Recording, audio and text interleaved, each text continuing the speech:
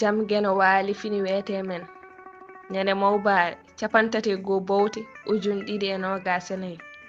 ina hawre 29 dew hoddayru hitande 1446 fergo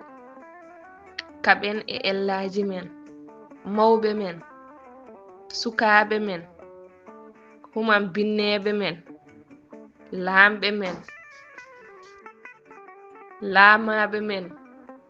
alɗuɓe men e anduɓe men jo caktu miijoji mum en e wellitaare potal kettodiral e nder dental men yo yimɓe ngowne felde feleede e kala batuuji men ko ɗum nawrata yeeso kala golle men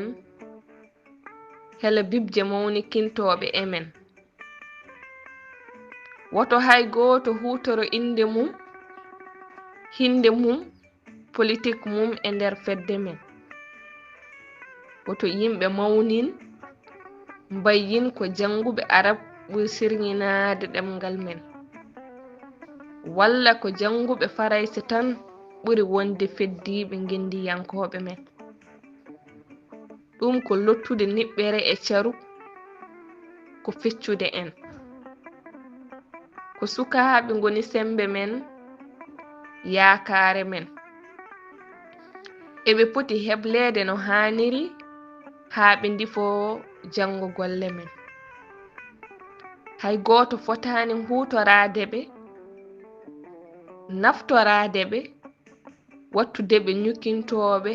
won e men kaɓen e janfa e kala janfatooɓe en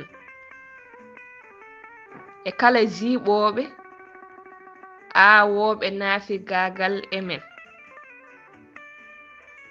kaɓen e arɓe huutoraade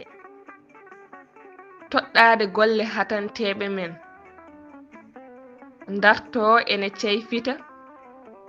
bonnita ɗumen saay waawaa taaynude naange kono ena taayna ɓerɗe men teskoɗen ɓe cuptoɗen ɓe puƴen ɓe no bamɗi ŋaayooji e cumci men nuunɗen njarlitonoɗen ɗemɗe men mbaasen heeroraade gannde e wittooji jananeeɓe ɗi woɓɓe totti en e ko caaktaten so en ngubbaani inɗe maɓɓe dokke maɓɓe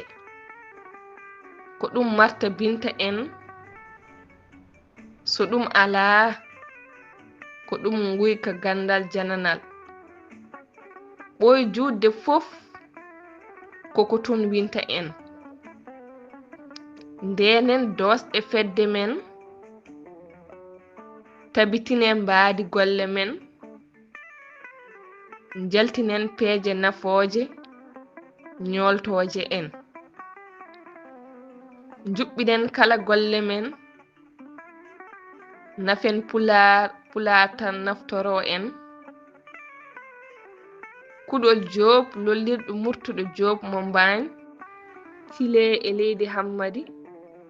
Ndakaaru hitaande 1985 e daande Salamata Sow mo Madina Gunaas duɗal pulaar murtuɗo joob yo jam ñallu ñallene nder heen